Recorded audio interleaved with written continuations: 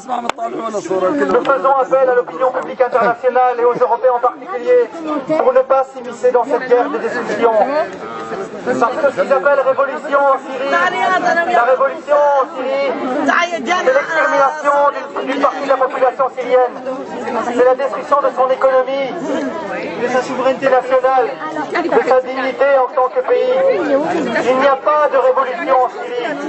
Il y a une guerre de démolition en bonne et due forme, soutenue, financée, à bout de bras par l'État turc, par le Qatar, l'Arabie Saoudite, les États-Unis, la France et la Grande-Bretagne.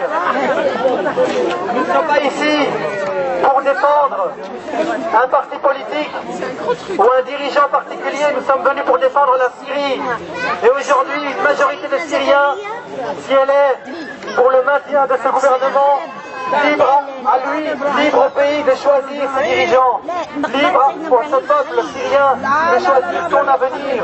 Ce n'est ni à la France, ni à la Grande-Bretagne, ni au Qatar, ni à la Turquie, ni à l'Arabie Saoudite de choisir qui doit diriger ce pays.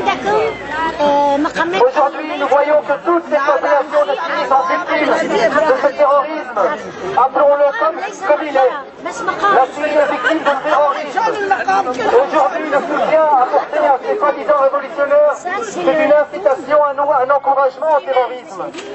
Je vous appelle, personne de bonne volonté, à vous retirer de ce conflit, à laisser les Syriens panser leurs plaies, à laisser les Syriens se débrouiller tout seuls, à laisser les Syriens s'embrasser et résoudre leurs différends dans la paix et dans la réconciliation.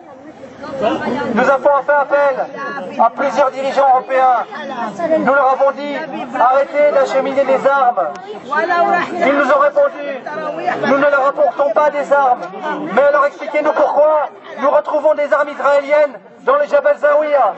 On a trouvé des Shipon B300, des armes, des lance-roquettes israéliens sur le front syrien. Comment ça se fait? On a retrouvé des jeeps, des jeeps israéliennes. On entend des dirigeants politiques arabes qui disent que pour la Syrie, Israël est un moindre mal. Des dirigeants de l'armée syrienne libre qui se sentent soulagés de voir l'aviation israélienne détruire leur propre pays. Arrêtez cette effusion de sang. Nous faisons appel à tous ces terroristes, à tous ces soi-disant rebelles. Ressaisissez-vous. Voyez comment Israël et comment l'Occident essayent de créer la fitna entre nous. Réveillez-vous, vous êtes en train de tuer, de verser le sang arabe, le sang musulman, le sang de l'humanité. Rendez-vous compte du crime que vous êtes en train de commettre. Asseyez-vous autour d'une table. Voyez, appelez, regardez, écoutez ce que vous disent les dirigeants du monde, les chefs d'État les plus raisonnables du monde. Ils vous disent, asseyez-vous autour d'une table. Même les pires ennemis s'assiedent autour d'une table pour résoudre leurs différends. Il y a cet appel, cette conférence de Genève 2. Nous, en tant que comité contre l'ingérence en Syrie, nous appelons tous les acteurs syriens à se joindre à ce processus de paix. Nous n'avons pas beaucoup de solutions pour le conflit en Syrie. Mais aujourd'hui, s'asseoir autour d'une table est un moindre mal. C'est une alternative qui nous permettra d'économiser du sang syrien et de pouvoir surtout reconstruire ce pays, reconstruire sa population qui est devenue ennemie avec elle-même. Même les dirigeants européens disent que la Syrie ne se remettra pas de cette guerre, même si elle s'arrête maintenant.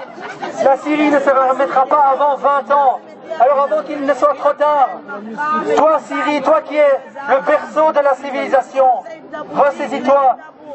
Mets-toi autour d'une table, diffuse le message de la paix pour sauver la Syrie, parce que sauver la Syrie, c'est sauver l'humanité. Merci à vous tous, merci. Merci à toi.